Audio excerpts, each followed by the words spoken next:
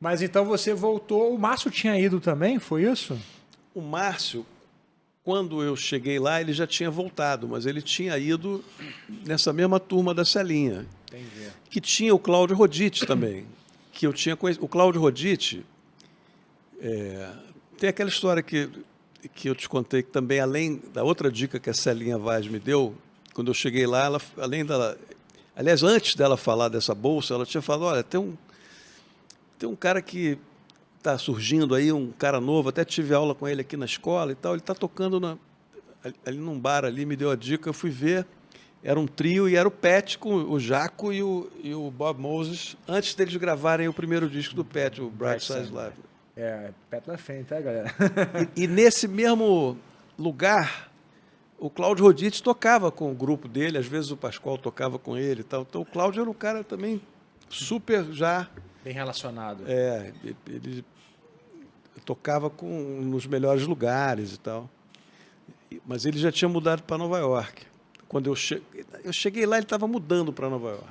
Algum desses caras chegaram a fazer os 4 anos ou a galera sempre tinha uma experiência menor e acontecia alguma coisa abandonava? O Cláudio, o Pascoal, acho que o Pascoal terminou, não terminou? Eu acho que o Cláudio deve ter terminado também. Não tenho certeza. O Márcio não acabou, não?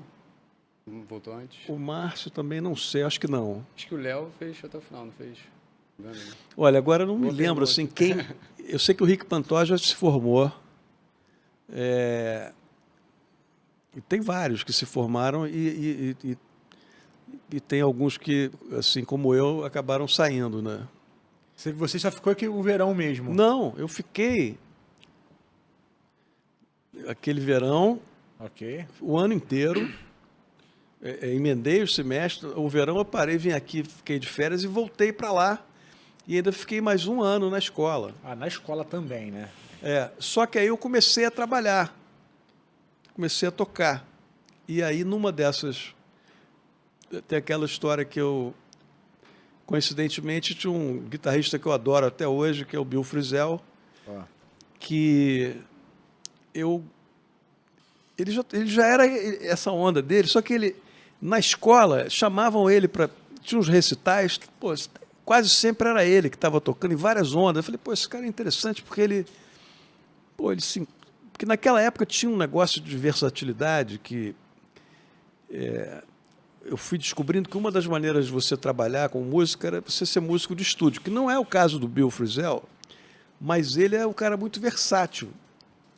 Lá na escola ele tocava em várias situações. Aí um dia eu falei, pô, você daria aula particular? E aí ele foi muito gentil, falou, não, passa lá em casa, vamos tocar. E a gente ficava tocando, às vezes tocava frio, às vezes tocava um tema e tal, mas ele sempre muito legal, não me cobrava aula. Aí um dia ele falou, olha, eu acho que melhor do que eu te dar aula, eu estou fazendo muita coisa e eu tenho um trabalho que eu acho que ia ser bom para você. Ele me passou esse trabalho e eu fui tocar com essa banda latina, que era formada de músicos de vários países, e vários ali eram amadores. Eu tinha cubano, dominicano, porto-riquenho. E engraçado que há pouco tempo atrás eu fui a Boston e encontrei um desses caras, foi muito interessante. Sem querer? Porque eu estava com um amigo, Oscar Stagnaro, e ele me falou, vocês tocaram na mesma banda e tal. Mas aí, isso me possibilitou, porque naquela época a gente vivia com o equivalente, só podia mandar dinheiro do Brasil, eu acho que era $300. E você tinha que pagar aluguel, você tinha que fazer tudo, então era muito apertado. Então, quando você começa a trabalhar, começa a ganhar mais um pouquinho, aí eu pude começar a visitar Nova York, e aí foi quando o Cláudio Roditi, sabendo que eu estava lá, o Herbie Mann, que era um flautista de jazz, o Herbie Mann foi o primeiro cara a gravar aqui no Brasil, antes dos Stan Getz. Tem um disco do Herbie Mann de 62 que tem Baden Powell, Tom Jobim e João Gilberto num disco dele. Assim, ele é um cara ligado em música brasileira, bem sucedido, e que tinha perguntado para o Cláudio se ele conhecia um jovem brasileiro que pudesse tocar música brasileira, mas que também gostasse de tocar guitarra elétrica e tal. O Cláudio falou de mim, o cara me ligou. E aí eu caí de paraquedas nesse gig, e aí eu saí da escola. E era em Nova York a gig? Aí eu mudei para Nova York. Eu já estava começando a visitar, ia de vez em quando para lá, então acabei mudando. E você estava com quantos anos nessa época aí? 20. 20 anos já. É legal esse rompimento também, né? Você vai para um outro país, aprende a ter um nível de responsabilidade completamente diferente, pagar as contas, responsabilidade com aluguel, com os compromissos, né, financeiros e também a oportunidade de você ter uma imersão completa, né, cara? Porque você vai e mergulha com tudo, você está vivendo só a música, né? Exatamente. Não, e se eu tivesse um trabalho parecido com aquele hoje em dia, seria um bom trabalho hoje. Entendi. Porque dava para pagar um aluguel em Nova York e viver de música. Você lembra qual é a área de Nova York que você estava vivendo? Eu vivi em algumas... Eu tinha uma namorada argentina que a mãe dela tinha um loft no Sorro, que foi eu cheguei lá, tinha um amigo, o Nacho Mena e a Cissa, que moravam no Brooklyn, que eu fiquei um pouco com eles. Aí, através de uma coisa dessas da vida, eu fui assistir um show e dei uma canja. Me chamaram para dar uma canja e o baixista era o Dennis Irwin, que a gente começou a conversar e eu falei, estou procurando um lugar para morar e tal. Ele falou, olha, eu estou viajando com Art Blakey, você pode ficar no meu... Eu fico o verão no meu quarto. Aí eu fui para esse loft, onde conheci o Steve Slagle, que depois veio a gravar no High Life. A gente vai falar depois desse álbum aí, que tem muita história, né? Que o John Scofield ensaiava nesse loft. Assim, aí eu morei ali. Aí, depois desse loft, quando eu saí, aí eu fui... Era onde esse loft? Era tem até uma música com esse nome, West 26th, Rua 26.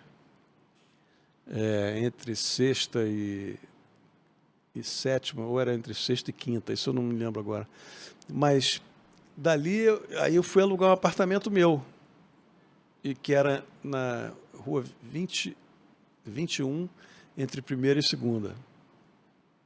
E naquela época em Nova York já era caro? Então,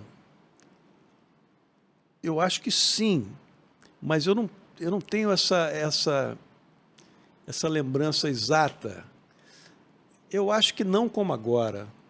E era muito... Certamente não como veio ficar, mas eu também estava numa situação que eu estava trabalhando, né? E também pegou os negocinhos pequenininhos, né? Não tava... Era mais um flatzinho, né? Porque tem muito isso lá, né? Mas esse flat que eu aluguei, eu alugava uma parte. Eu morava numa... Não, o apartamento todo era $500. Você alugava metade. E esse prédio também tem a história que foi onde eu conheci o Nico, porque o Nico Assunção, coincidentemente, foi para Nova York para morar nesse prédio. A gente se conheceu ali. E por que o Nico foi morar lá? Ele estava fazendo algumas coisas nos Estados Unidos, né, cara? Tocou com alguém, eu acho, não foi isso? O Nico, ele sabia tudo de jazz e baixo acústico. Ele conhecia o repertório do Bill Evans. Eu acho que ele foi para lá porque ele sabia que ele ia trabalhar muito e trabalhou muito. Quando você conheceu lá, ele já estava há um tempo nos Estados Unidos? Era Não. Isso? Ele estava chegando Mas também. eu acho que ele já tinha ido. Ele já tinha tido uma história prévia com os Estados Unidos, que eu não me lembro agora como é que foi antes, mas... Porque o Neiva contou uma que ele estava tocando com alguém que era já relevante na cena. Não lembro qual era o nome do cara. Você não lembra também, não? Não, mas eu lembro, por exemplo, que ele fazia uma gig que ele revezava com o Marcus Miller, por exemplo, com um flautista chamado Lloyd McNeil. Que o Marcus Miller também tinha 19 anos nessa época. Era um cara novo, chegando assim. O Nico também era novo, assim, nessa 20 e poucos, 21. O Nico é um pouco mais velho que eu, 1 ou 2 anos, e o Miller é mais novo. Entendi. Que eu. Obrigado por ter assistido a esse corte do Starling Cast. Você pode assistir o episódio completo aqui na descrição do vídeo. E aproveita se você é guitarrista para fazer parte da maior escola virtual do Brasil, exclusiva para guitarristas, tocando ali no QR Code ou então na descrição do vídeo. Te aguardo lá.